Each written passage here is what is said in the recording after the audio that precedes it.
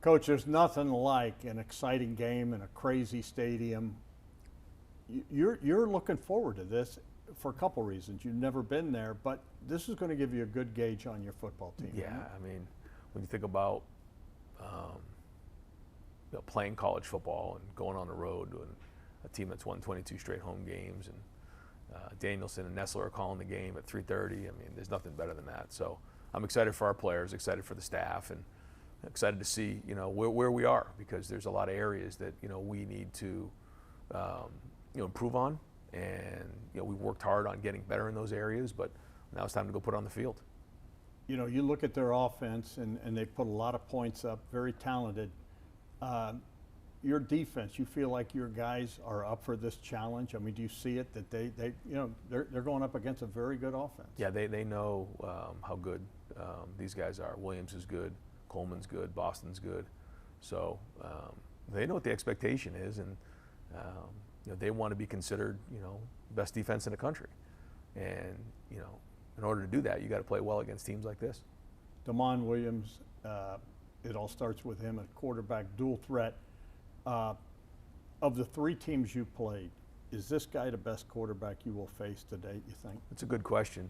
He's certainly very, very productive and can do a lot of things. He's just a different style than a lot of other guys. He's not, has a very big stature. We call it kind of like Kyler Murray. That style where he's like a jitterbug back there. He can make a lot of guys miss. Short area quickness is fast. But he's also really accurate with a strong arm, and obviously makes great decisions. Really has not turned the ball over virtually at all, and has been very efficient. So, we think he's one of the best quarterbacks that we'll face this season. As far as defending him, you gotta know where you're at on the field. You gotta have your head on a swivel and play your position, because he can take off. He will run. Oh yeah, and that's kind of the X factor. When you have a quarterback with legs like this, you got to consider, a lot of different things about how you're rushing, about how you're deploying the front, about what you're doing coverage-wise. There's a lot of things there, and he's done that. He's really hurt a lot of teams this season. He's playing catch with a great receiver in this Boston kid, but the running game, this Jonah Coleman, I mean, and he's a fire plug. He's you got to sure tackle this guy, right? That's key, isn't it? Yeah, he's run over a lot of people so far this season. He's strong, powerful, run right through contact, kind of a bowling ball style, and so it's going to be a great challenge for our guys, and we have to swarm him and make sure we have multiple guys at the ball. This is the next step for Julian Sayin, and I often go back. You played the position. You remember your first huge game and all that, and this kid started the year with you can't get him much bigger than Ohio State, Texas, but to go into this situation, how much do you counsel him? And how much do you think back of what it was like for you and sharing how you handled things? Well, I think for Julian, he was here last year and saw a lot of these types of environments. He saw what it was like at Oregon. He saw what it was like at Penn State. He saw the playoff games. So he knows what now he hasn't played in them, but he knows what it looks like and what it feels like. And, we're with him every day. And so, we talk to him every day, and we're going to be right there with him. Can't help him on the field, but he's also got a lot of people around that can help him on the field. And with the offensive line, tight ends, wide receivers, and running backs. He's got a good group around him, but he has to be the guy who runs the show. They're all going to be looking at him in the huddle.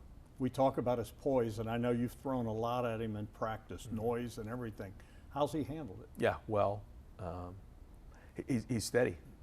He's steady, and that's something that is a good sign for a quarterback. You don't want to have a quarterback that gets rattled easy, or somebody who, rides the emotional roller coaster.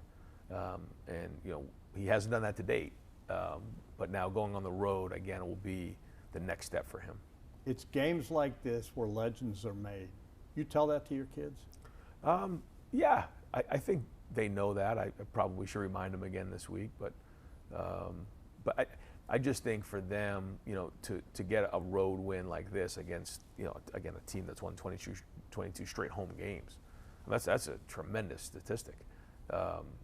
They know what this is going to be, how challenging it's going to be, and they want to go do it. And it's across the country. I mean, it's setting up for a really good challenge. It's something that you win this game, you get back on that plane and feel proud of the work you've done.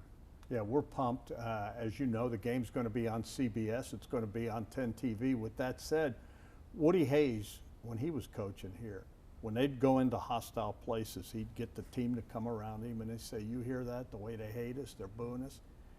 He said, "They don't do that for everybody. They do it for the Buckeyes because they respect us. Now let's go make them sit on their hands." Right.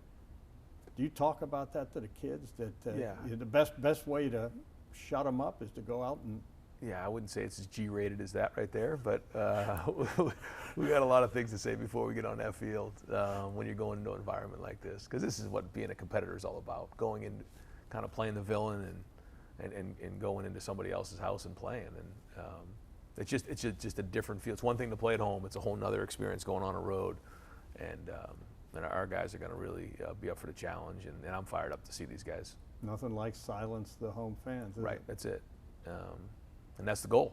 The goal is to, not give them anything to cheer about. But we know there's going to be ups and downs. I mean, there'll be a great crowd. And like you said, anytime we come into town, we're going to get everybody's best shot. That's why we say the only easy day was yesterday. And the more you win, the harder they get. So, but a great barometer on where we are right now. And, I feel like, our guys need to take this next step.